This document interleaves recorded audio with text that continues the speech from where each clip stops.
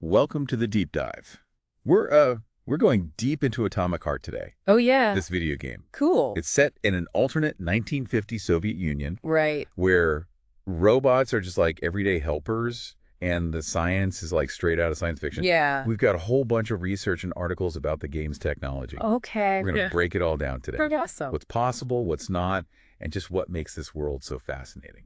What I find really interesting about Atomic Heart is how it takes real history, and then just Right. throws in these crazy technological advancements. Yeah. We're going to look at how plausible their version of Soviet tech is. Okay. From the robots to this weird polymer stuff Yeah. that seems to power everything. So Yeah. let's start with that polymer. Okay.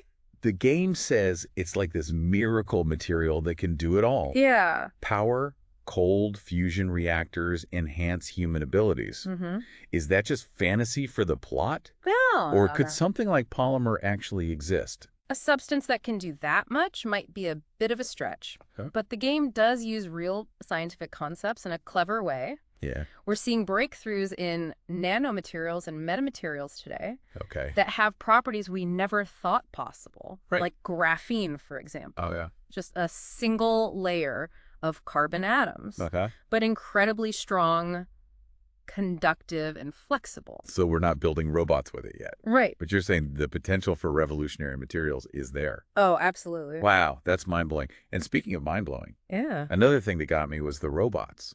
Oh, yeah. They're everywhere in the Soviet Union by the 1940s in the game, Right. rebuilding after World War II, working in factories, even as helpers in homes. It's a very different 1940s than ours. How realistic is that timeline, though? Well, compared to our reality, it's definitely sped up. Sure. The first industrial robots didn't show up until the 1960s. Right. And even now, we're still figuring out how to make robots work seamlessly in society. Right. Atomic Heart uses World War II as the reason for this fast robot development. Interesting. It's like a thought experiment. Yeah. What if a global event could change how technology develops? It makes you think. Yeah. If rebuilding after such a huge war could actually push robotics forward in our world, too.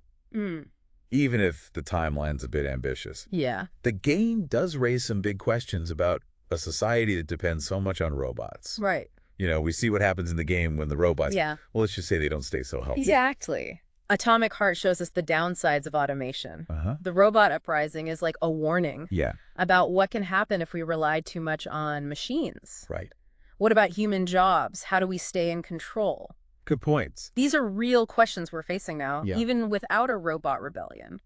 It makes you think about finding a balance, Yeah, using technology's power, but not depending on it too much. exactly. So let's talk about the collective network. That system in the game where humans can control robots remotely Right. feels like that's based on reality a bit, right? Oh, definitely. How so? We're seeing more and more remote control tech, Okay. like in medicine and exploration. Oh, yeah. Surgeons using robotic arms to operate from far away, That's incredible. or robots exploring the deep ocean, or even Mars.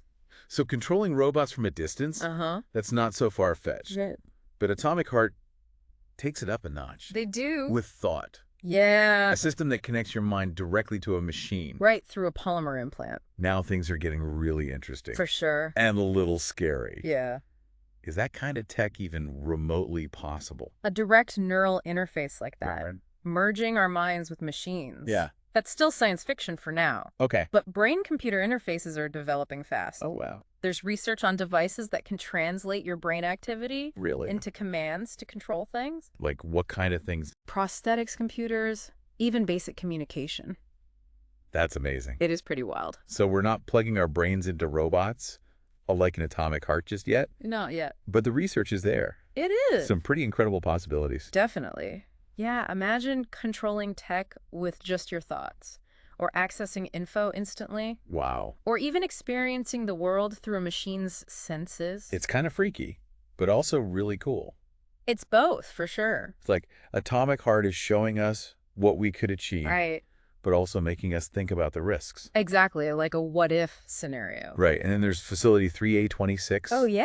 This huge secret research facility Ah. where they develop all this crazy tech. It's like a twisted version of a real-world lab. Are there any real-life places like that? Oh, totally.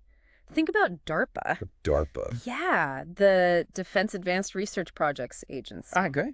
They're always working on cutting-edge stuff. Like what? Things that sound straight out of science fiction. I bet. Don't forget about the Manhattan Project. Right, the atomic bomb. That's a perfect example how science and politics can mix, Yeah. leading to huge breakthroughs, but also scary outcomes. Atomic Heart blends those historical events with its own world. Yeah. It doesn't shy away from the dark side of science. Oh?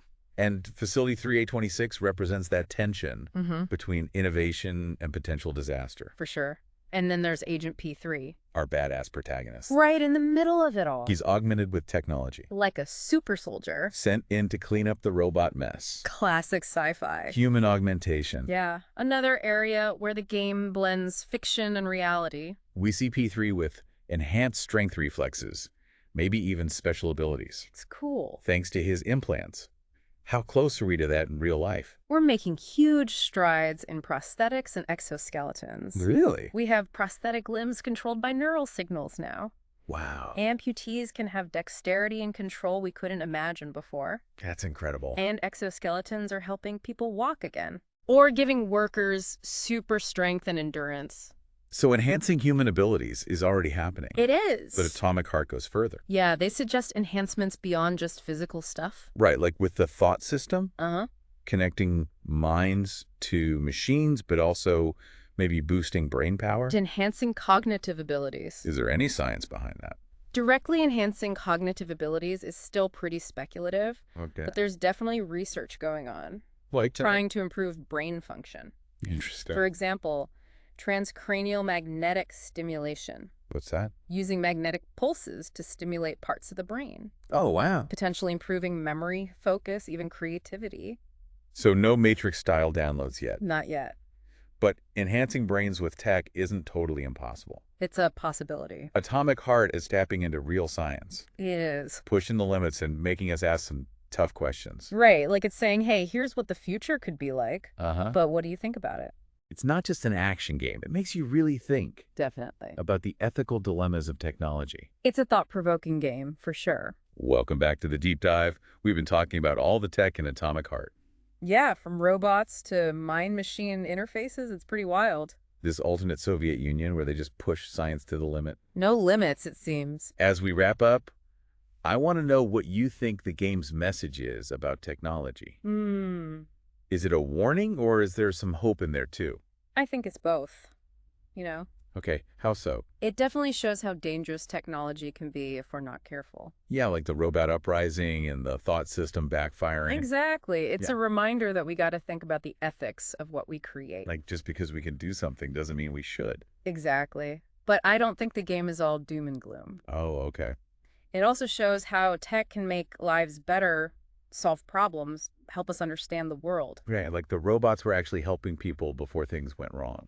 Yeah. And the advances in medicine and augmentation are pretty amazing. It seems like Atomic Heart is saying find the balance. Yeah. Use technology wisely. Don't let it control us. Right. It's a powerful tool, but it's up to us how we use it. To decide what kind of future we want. Exactly. It's like the game is giving us a glimpse of what's possible and then asking us what kind of possible we want to aim for. That's a really important question to think about. For sure. Atomic Heart might be a game, but it raises real questions. About technology, ambition, what it means to be human. Those questions are becoming more relevant every day. Definitely with AI, robotics, biotech, all advancing so quickly. So, as we finish our deep dive into Atomic Heart, I wanted to leave our listeners with this thought. Okay. The future isn't set in stone. We're all creating it together. That's a good way to put it. The choices we make today shape the world of tomorrow. So true. Keep asking questions. Keep exploring. Keep diving deep into technology. And its impact on our lives. Thanks for joining us on the Deep Dive.